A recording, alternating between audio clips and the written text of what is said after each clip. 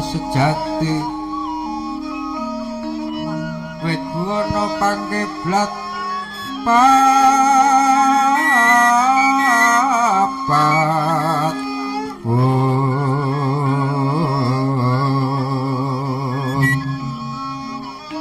godhonge mega karo ngembek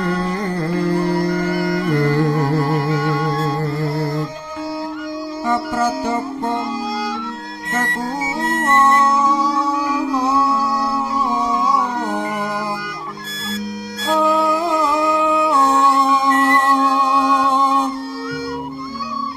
kembang lintang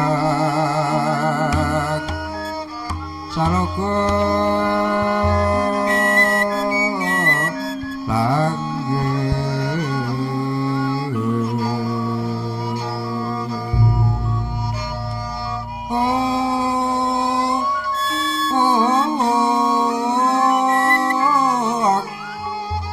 samine daru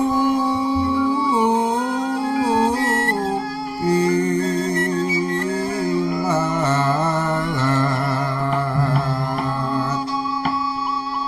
wasur yolan tengsu asiran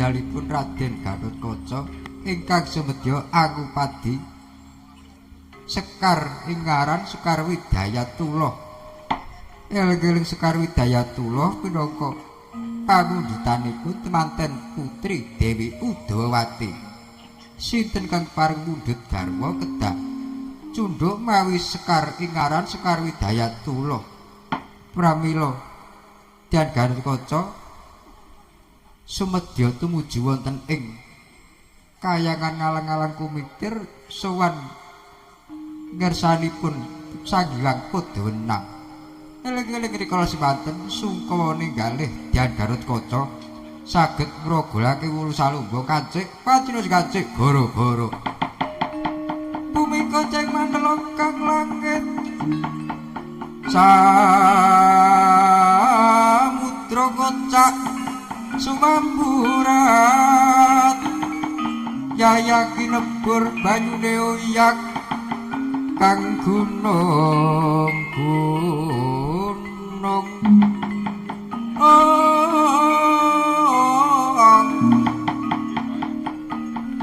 mabengkama wetu geni katempuh ring bayu bojro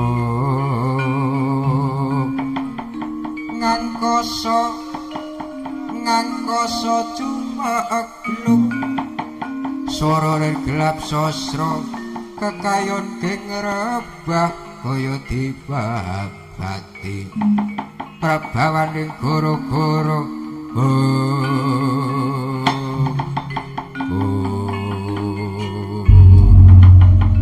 saya banter sumuwing goro-goro kacarita goro-goro sumundul kayangan jonggring sloka para Bathara Perbedari ngeling-eling sagiwang jagat Giripati preksa lawun to jagat kasempya diwagining goro-goro sigra ngasta tirta panjuta nirmala katetesaken jagat merbani jagat tata titi tentrem gembah ripah lojirawi binarung swara jembegluk mungging samudra loya pinaka alun bantheng sinarengan kurmati mijilnya putra Kyai Semar Badranaya cacah 3 nala garing Petruk Sumawana Bagong ingkang samya pacak bisikar wonten ing Ururumba Halun arire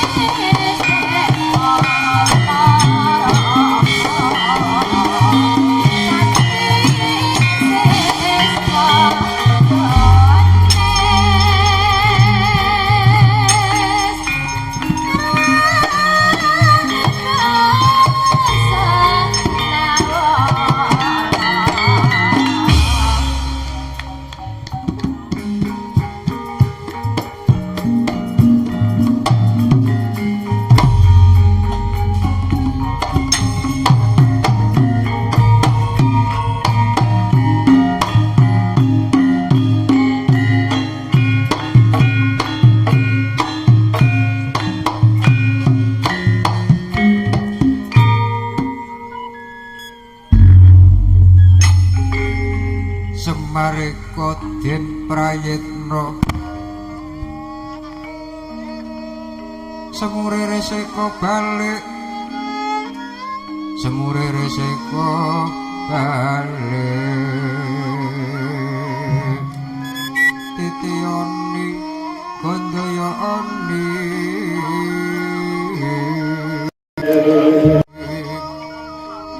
Trisanya purnama sasi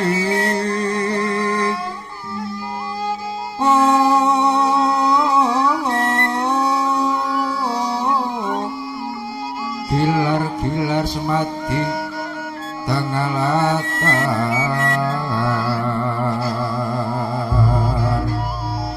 wilangono lintang bima sekti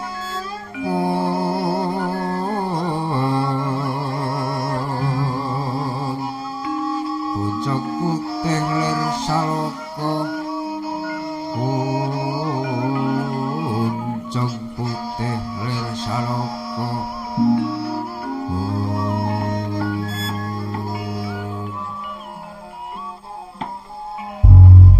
triwat gotra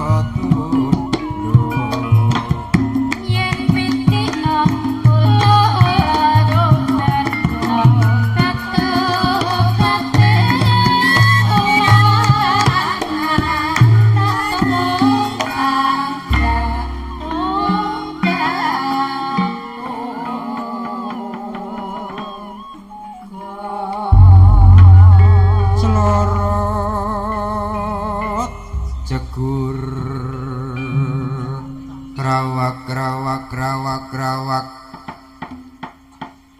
sasireping goro-goro ingkang tanpa huna tanpa huni kacarita kaginarya sabeting carita ingkang mapan wonten ing padukuhan Karang Kadempel inggih Karang Kabulutan inggih Karang Tumaritis Klampis Ireng Kembang Sore rikala semanten sinten tukang pinangka tuwa-tuwangganing para warga ing padukuhan Karang Kadempel apangkat lurah nama Ki Lurah Semar Badranaya ya bojo gati marga ewuh Nayantaka ya sang Dudamanang Gunung ya sang Dyakuta Prasanta mula saged sinebat Ki Lurah Semar awit datan kesamaran mobah musik ing kawontenan Badranaya Badra Rembulan Naya ulate Kyai Semar derek lakuning bulan yen tanggal 6 kaya Jaka Tumaruna yen tanggal tuwa tan prabeda kaya kaki-kaki Nayantaka Naya ulat Tokopati lamun ta Sungkawa candrane Kyai Semar pindha wong mati eling-eling kala sepanten Kyai Semar Badranaya kawis tingah lenggah wonten ing madyaning Jarambah ingkang dipun gelari mawi udik saking ron klapa Kyai Semar ngadhepa nang teku miwah lintingan ora mokal klempas-klempus eling-eling Kyai Semar Badranaya piyantun kina saged paring pangandikan lamun ta kinurmatan Sekar Pocong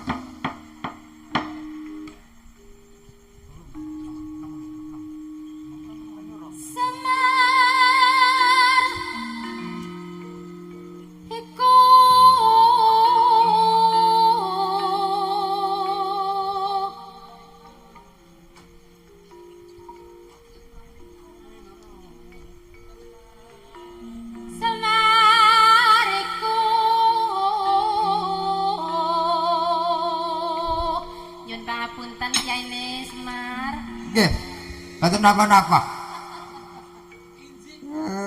Daya-daya larak ngalem Semar. Jarkane sik bagus.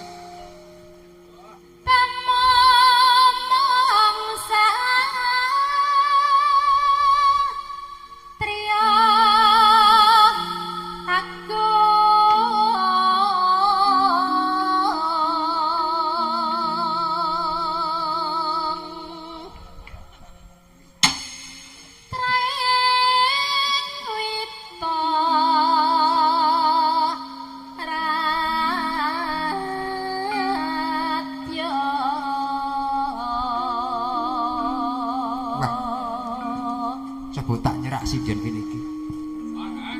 Mbok menawa panjang umurku nom.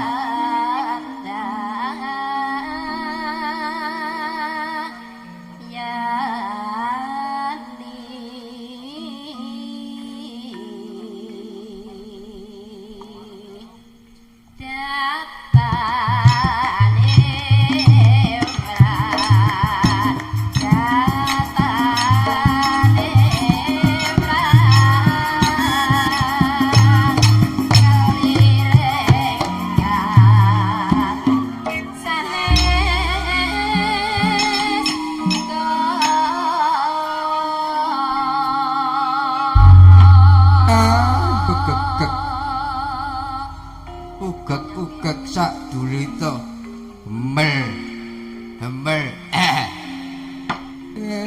duwe anak telu kok kaya wong edan 17 diparani bapakane kok malah mlayu kaya duyak setan bola-bali niku bocah ora ngerti tata krama pirang goro wong teka geke wedang diladeni ora kok malah ditinggal mlayu. Alah bocah-bocah apa? Luwih-luwih anggere tepung karo sinden wis ora kelingan bapakane.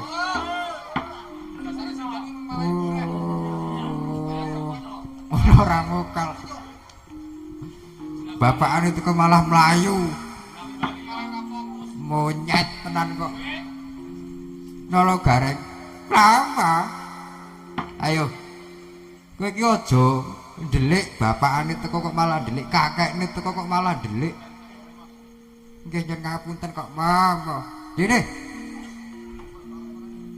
Kancane bapakne iki gendengan pukupe. Wis arak-cerak butuhe kok malah meneng-menengan. Nggih, Mak.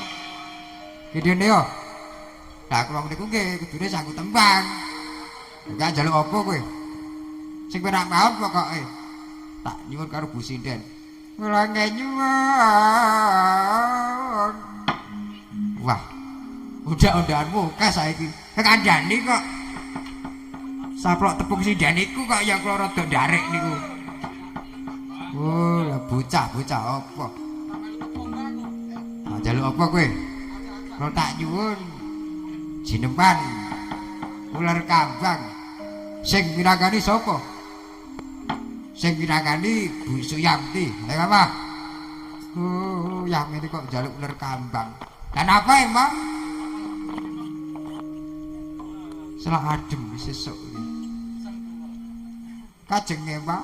Maka kaya Bu Suyanti wae klangenan kula niki Bu Suyanti niki. Ular kambang istimewa.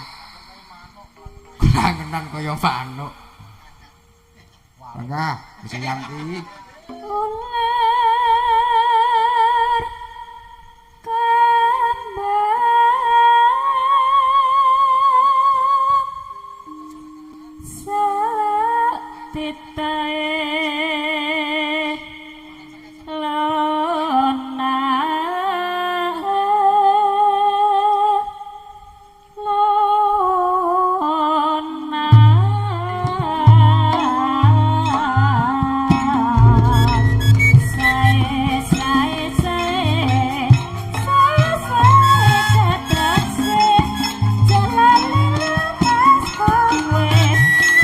Rayong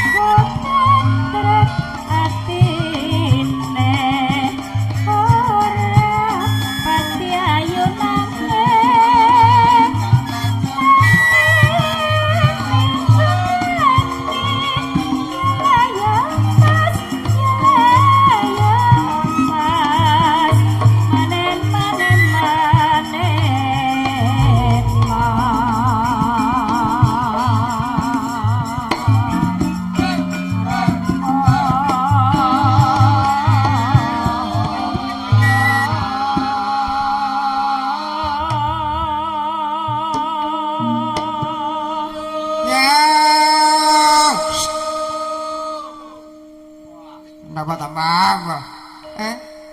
Ora berbagi sing do turu. Juga gue sing lagi do turu.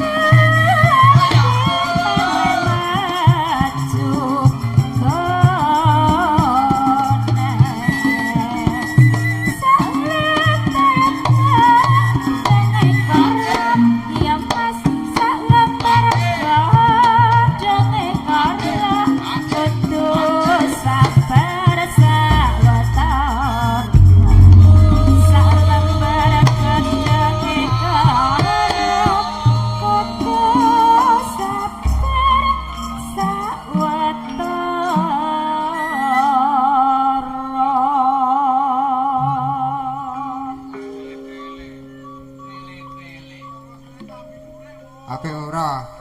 Ape mbah? Mungkin siamdi kok ya. Ora paido nek kuwi. Lah nek iki betul, ane kok ten mikir. Terus. Apa Kang Gareng? Ayo kene. Glek kakekne kok malah delik-delik.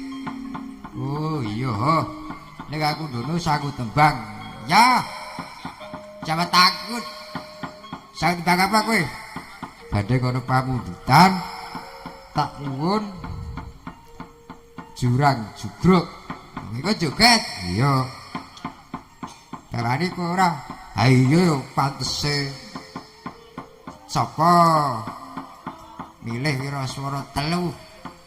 Telu merantasi kabeh. Oh, saiki ligran Pak Kartejo saged. Ha iya. Mas Bisma saged. Pokoke Didum rata. Wancine bangun rahina protane aglar ing saben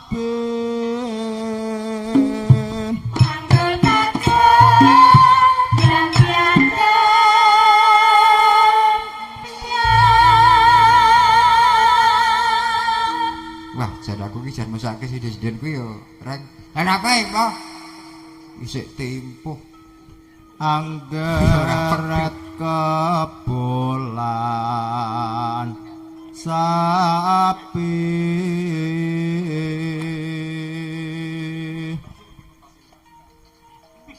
piyong tani anjele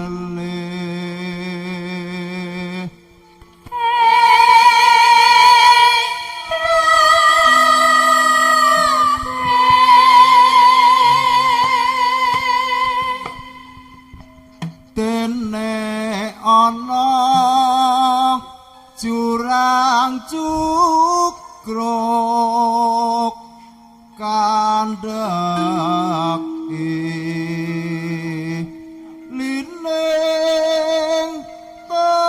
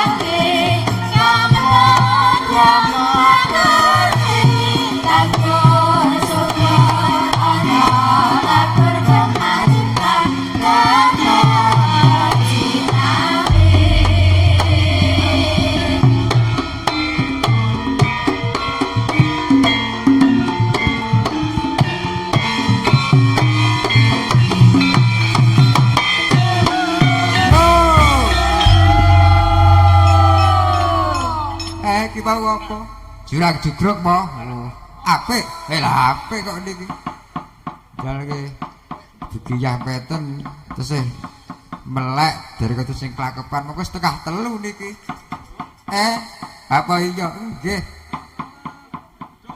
Adi adikmu Bagong ten wingking. Gong. Apa? Arek metu ora Gong. Sakarepku metu kentho ora ya kentho. Kuwi karak metu ora kok malah. Lah nek metu yo nek aku sreng yo kek metu jono nek ora yo ora. Wah. Takon arek metu ora kok malah neko-neko. Wah tenan aku tak metu jono. Oh, Bagong kok delu iya ono wong.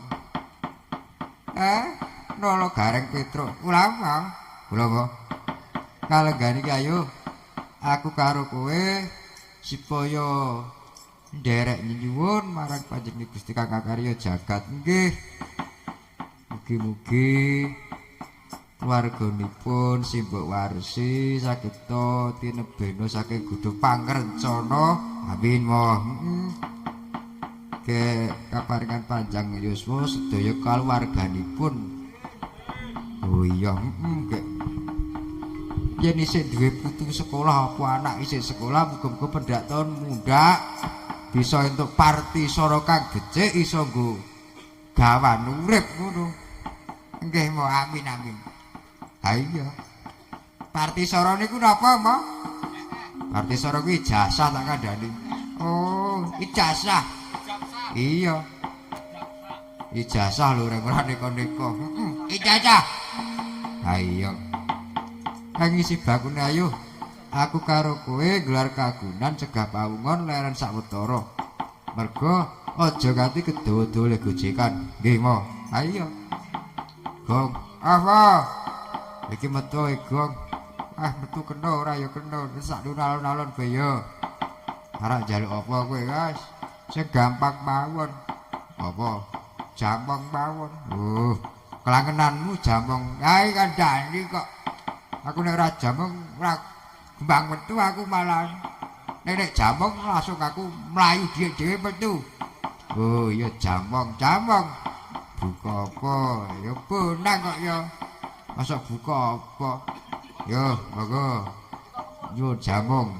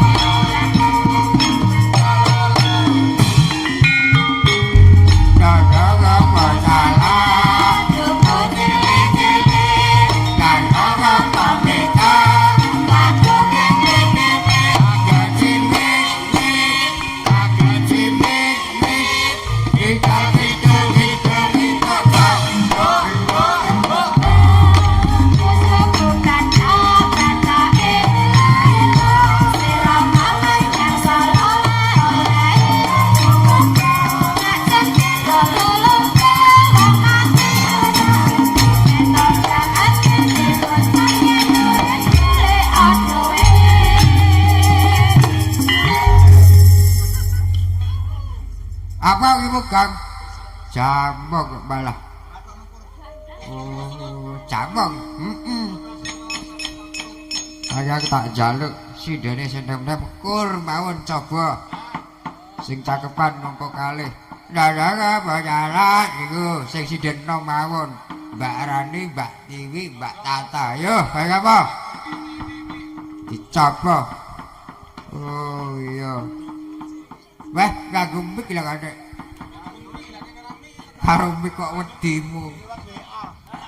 Alon-alon. Kae ngopo wong telu kuwi? Coba. Kae ngopo le sluku-sluku bathok. Yo siji, loro keprapat, ayo telu. Jodong. Dodong ora dodon.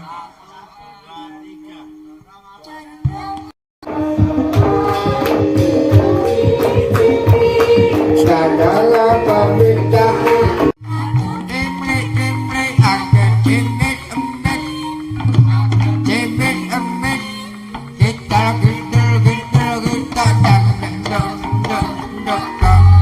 Pas, aku rong manut baleni. Oke, meneng kabeh. Heeh. Nek perkara gidal-gidil kok ya ora iso. Kurang cetak. Ora kali gidal karo gidul. Ayo, baleni yo. Dibuka bukune kruwek. Kruwek buku. Yo. Siji, lu. Kandang apa nyala?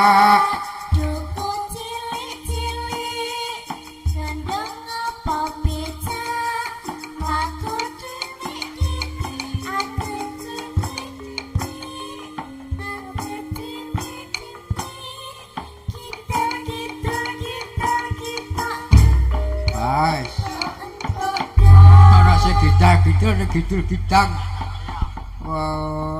Kanca kok ora iso kompak. Masalahe ya gidal-gidul iki dhewe-dhewe kok ya. Ayo. Beda pengalaman. Hatur nuwun jan wah sendene ndem kabeh. Ayo wah jan barep aku. Kula ora mokal jan ora percuma nek negake kanca-kanca diralaras iki. Iya, jan sapa sing nebake boleh. Oh, iya tak. Iya, jenenge kanca kok. Sapa sing arek rabi mara?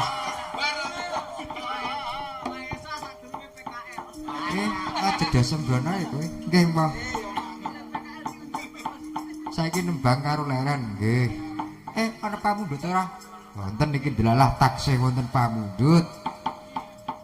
Sapa meneh iki pamundhute? Lah iki to alusan. Oh iya. Iki nyuwun gending putra Nuswantara ingkang nyekar Mas Triwiraswara saking ingkang kagungan dalem. Ya pamundhut iya. Jarakane ora pasti ora mendem kok Wiraswara ki. Suarane arum. Tur yo didek-dideke gagah gedhe dhuwur. Ora mokal sapa sing ora kepencet. Oh iya. Kok gagaring putra Nuswantara. Yo bawani kok. Jamene ki malah ki karo sedeng dilongkas ki ngenteni jago. Yo, mangga Mas Tri nyuwun dipun berkahi. Nggih, saged nggih Mas. Nggih. Iki pun karek koretan suarane. Wah. Anakku sing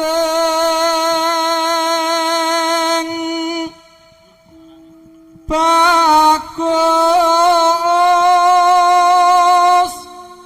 dewe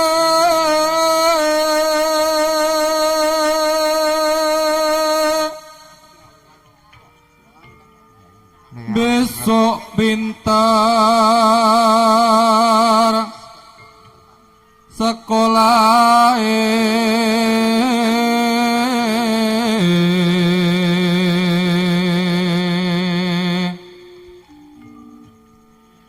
yen wis bisa nyambut gawe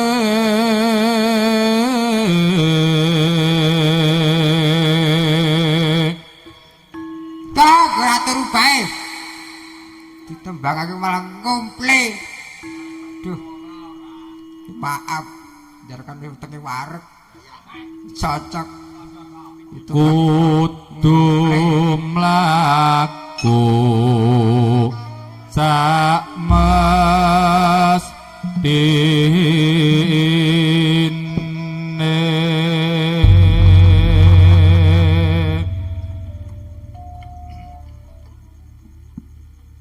Sumaneng ngger anakku aja pijar nangis wae anakku sing bagus dhewe besok pintar sakolahe sumaneng ngger anakku kang tansah tak tomo-tomo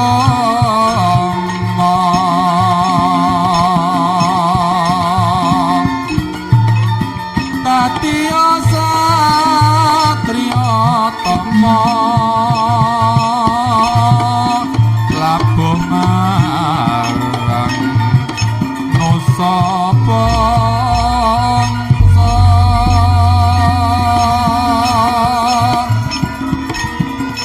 sumaneng ngger anakku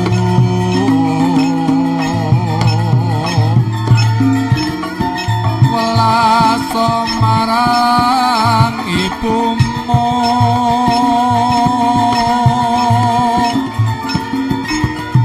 didhawuhi kutungguku bisa gawe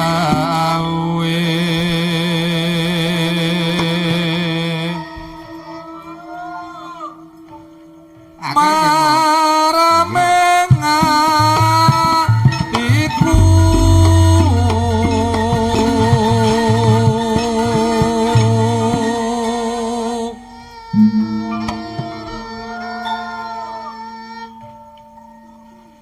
adoh tununge bapakmu ayai kewajiban luhur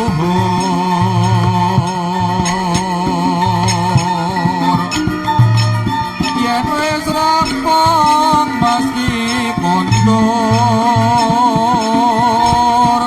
Roswantara adil makmur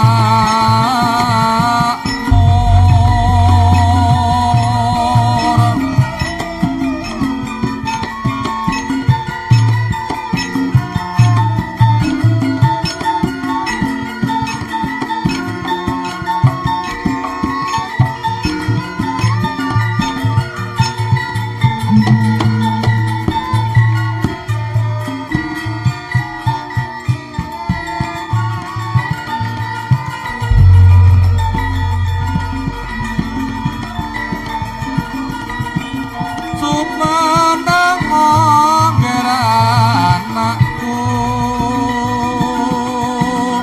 aja pijar nangis wae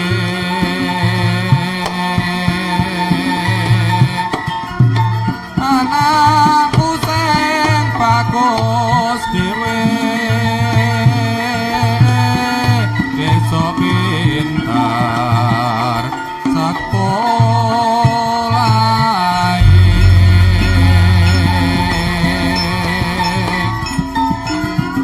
sumaneng ngger anakku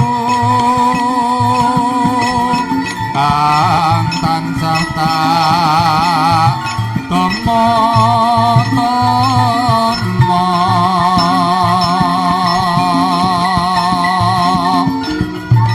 Tatya satriya tama labuh marang nusa bangsa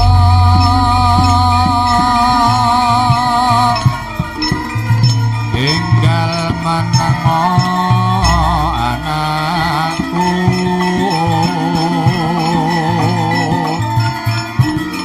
welas marang ibumu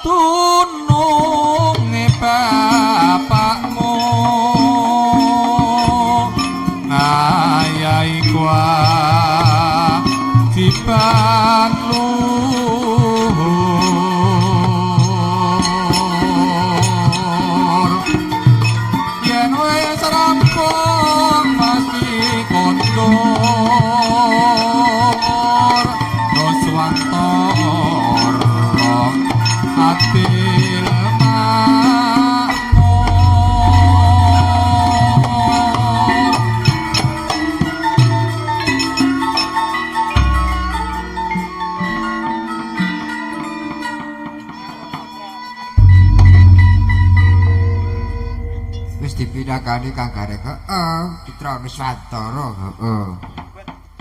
Iki sepisan meneh juk. Aja nganti kesel guyonan. Iso ora pangundhut. Wah, apa? Ha iki sing enom sing gumyak-gumyak iki. Apa? Ha iki gubuk iki. Oh iya, saka sapa? Saking Mbok D. Mbok D sapa? Ha iki tulisane Mbok D kok nyuwun gubuk Asmara. Sapa kang garing la iki sing nyambut gawe iki? Sapa? Mbak Tata apa? Sapa? Gubuk Asmara. Heeh.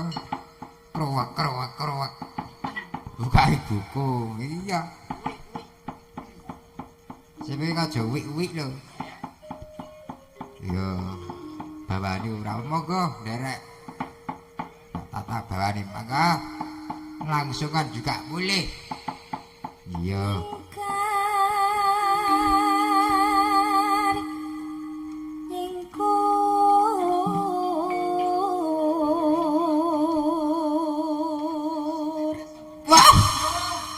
Ya ampun, ya ampun. Mau nek yo nyingkar nyikur. Suwe-suwe yo kayak kecaplok. Totoke jual mahal.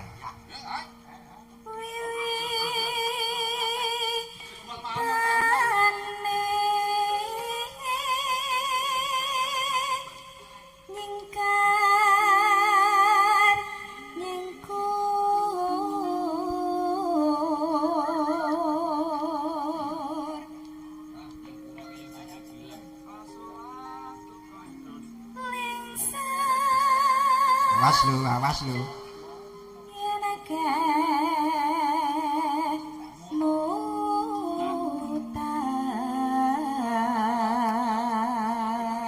Kemutan.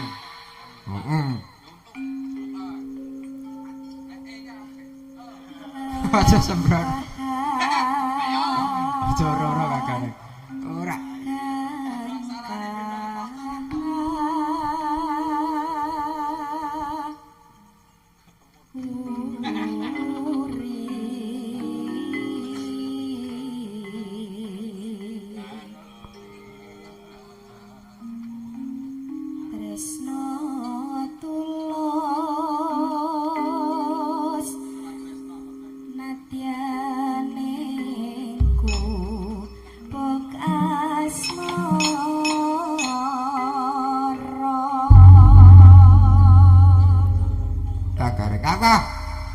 Suarane halus iki. Heeh iki, halus. Nek kene iki yo halus, nek suarane iki yo embuh. Ora sembrono. Ayo, monggo Mbak Tata, kaya apa? Buk Asmara.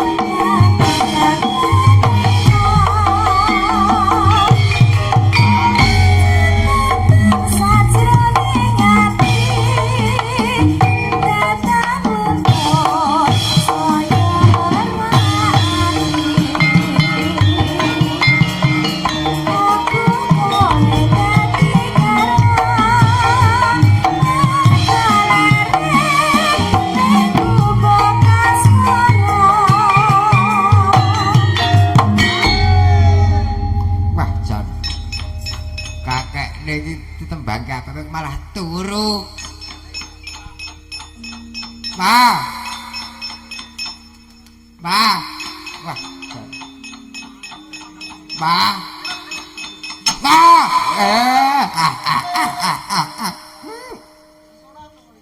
Ngopo? Pun rampung mau. Wis rampung. Ampun.